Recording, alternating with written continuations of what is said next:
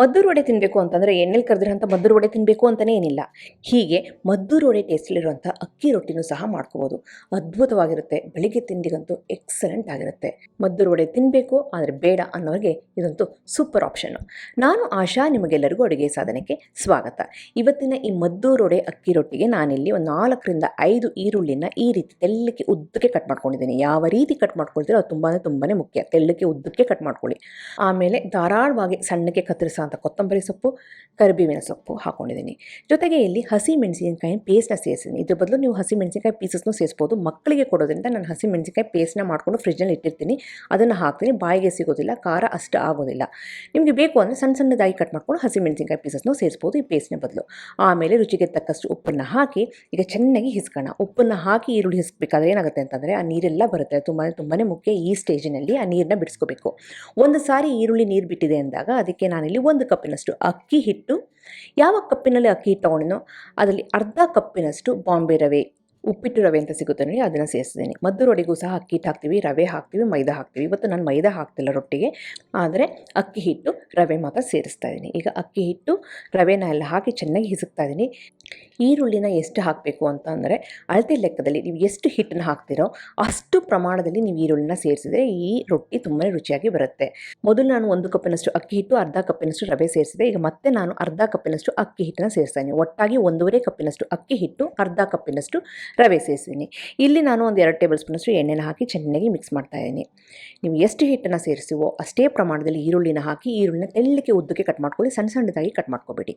ಈಗ ಎಲ್ಲ ಸಾಮಗ್ರಿಗಳನ್ನ ಹಾಕಿ ಚೆನ್ನಾಗಿ ಮಿಕ್ಸ್ ಮಾಡಿದ್ದೀನಿ. ಇವಾಗ ಸ್ವಲ್ಪ ತೇವಾಂಶ ಇದೆ, ಇಲ್ಲಿವರೆಗೆ ನಾನು ನೀರು ಹಾಕಿಲ್ಲ.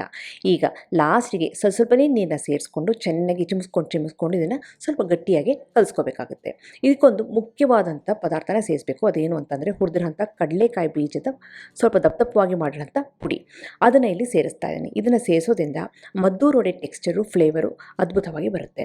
ಈ ಕಡಲೆಕಾಯಿ ಬೀಜನ ಮೊದಲೇ ಹಾಕ್ಬಿಟ್ಟು ಚೆನ್ನಾಗಿ ಹಿಸ್ಬಿಟ್ರೆ ಸಾಫ್ಟ್ ಆಗೋಗ್ಬಿಡುತ್ತೆ. ಹಾಗಾಗಿ ಎಲ್ಲ ನೀರನ್ನೆಲ್ಲ ಹಾಕಿ ಚೆನ್ನಾಗಿ ಹಿಸುಕಬೇಕಾದ್ರೆ ಲಾಸ್ಟಿಗೆ ಹುರಿದಂಥ ಕಡಲೆಕಾಯಿ ಬೀಜದ ಪೀಸಸ್ನ ಸೇರಿಸಿ ಈ ರೀತಿ ಮಿಕ್ಸ್ ಮಾಡ್ಕೊಳ್ಳಿ.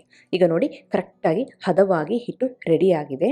ಇವಾಗ ಈ ಹಿಟ್ಟನ್ನು ತೊಗೊಂಡು ನಾವು ಮದ್ದೂರು ವಡೆನೂ ಸಹ ಮಾಡ್ಕೋಬಹುದು, ಎಣ್ಣೆಯಲ್ಲಿ ಕರೆದು, ಇಲ್ಲ ಅಂತಂದರೆ ಈ ರೀತಿ ನಾವು ರೊಟ್ಟಿನಾದರೂ ಸಹ ಮಾಡ್ಕೋಬಹುದು. ರೊಟ್ಟಿನ ಇವತ್ತು ನಾನು ಬಾಳೆದೆಲೆ ಮೇಲೆ ಸ್ವಲ್ಪ ಎಣ್ಣೆನ ಸವಕೊಂಡು ಅದರ ಮೇಲೆ ತೆಳ್ಳಗೆ ಅಗಲವಾಗಿ ತಟ್ಕೊಳ್ತಾ ಇದ್ದೀನಿ. ಈ ರೀತಿ ಎಷ್ಟು ತೆಳ್ಳಗೆ ತಟ್ಕೊಳ್ತೀರೋ ಅಷ್ಟು ರುಚಿಯಾಗಿ ಬರುತ್ತೆ. ದಪ್ಪವಾಗಿಯೂ ಸಹ ನೀವು ತಟ್ಕೋಬಹುದು, ಆದರೆ ಮದ್ದೂರು ವಡೆ ಟೇಸ್ಟ್ ಬೇಕು ಅಂದರೆ ಸ್ವಲ್ಪ ತೆಳ್ಳಗೆ ತಟ್ಕೊಂಡು ಸ್ವಲ್ಪ ಎಣ್ಣೆ ಹಾಕಿ ಎರಡೂ ಬದಿನಲ್ಲಿ ಚೆನ್ನಾಗಿ ಬೇಯಿಸ್ಕೊಬಿಟ್ರಂತೂ ಮದ್ದೂರು ವಡೆ ತಿಂತಾಯಿದ್ದೀವಿ ಅಂತ ಆ ಥರ ಫೀಲಿಂಗ್ ಬರುತ್ತೆ ಈ ರೊಟ್ಟಿ ತಿನ್ನಬೇಕಾದ್ರೆ. ಮದ್ದೂರು ವಡೆ ತಿನ್ನಬೇಕು ಅಂತ ಅನಿಸುತ್ತೆ, ಎಣ್ಣೆಲಿ ಕರಿಯೋದು ಬೇಡ ಅಂತಂದರೆ ಇದೊಂದು ಬೆಸ್ಟ್ ಆಪ್ಷನ್ನು.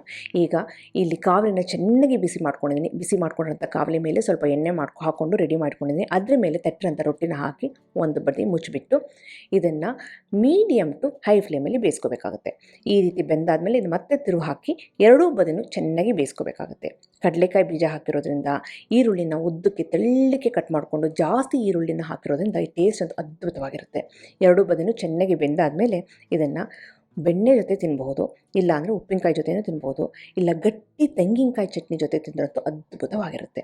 ನಿಮಗೆಲ್ಲ ಈ ಮದ್ದೂರು ವಡೆ ಟೇಸ್ಟ್ನಲ್ಲಿರುವಂಥ ಅಕ್ಕಿ ರೊಟ್ಟಿ ಇಷ್ಟ ಆಗಿದೆ ಅಂತ ಅಂದ್ಕೊಂಡಿದ್ದೀನಿ. ಖಂಡಿತವಾಗ್ಲೂ ಬೆಳಗಿನ ತಿಂಡಿಗೆ ಮಾಡಿ ಹೇಗೆ ಬಂತು ಅಂತ ನಾನು ಕಮೆಂಟ್ ಸೆಕ್ಷನ್ ದಯವಿಟ್ಟು ತಿಳಿಸಿ. ಹಾಗೆ ನೀವು ಇನ್ನೂ ಅಡುಗೆ ಸಾಧನೆಗೆ ಸಬ್ಸ್ಕ್ರೈಬ್ ಆಗಿಲ್ಲ ಅಂದರೆ ತಡ ಯಾಕೆ, ಈಗಲೇ ಸಬ್ಸ್ಕ್ರೈಬ್ ಆಗಿ ಪಕ್ಕದಲ್ಲಿರುವ ಬೆಲ್ ಬಟನ್ ಕೂಡ ಟಚ್ ಮಾಡಿ. ನಿಮಗೆ ವಿಡಿಯೋ ಇಷ್ಟ ಆಯಿತು ಅಂದರೆ ಲೈಕ್ ಬಟನ್ ಕ್ಲಿಕ್ ಮಾಡಿ, ಫ್ರೆಂಡ್ಸ್ ಆ್ಯಂಡ್ ಫ್ಯಾಮಿಲಿ ಜೊತೆ ಶೇರ್ ಮಾಡಿ, ವಾಟ್ಸಪ್ಪಲ್ಲಿ ಶೇರ್ ಮಾಡಿ. ಮತ್ತೊಂದು ಇಂಟ್ರೆಸ್ಟಿಂಗ್ ರೆಸಿಪಿಯೊಂದಿಗೆ ಭೇಟಿ ಆಗ್ತೇನೆ. ಅಲ್ಲಿವರೆಗೆ thank you, bye bye, see you.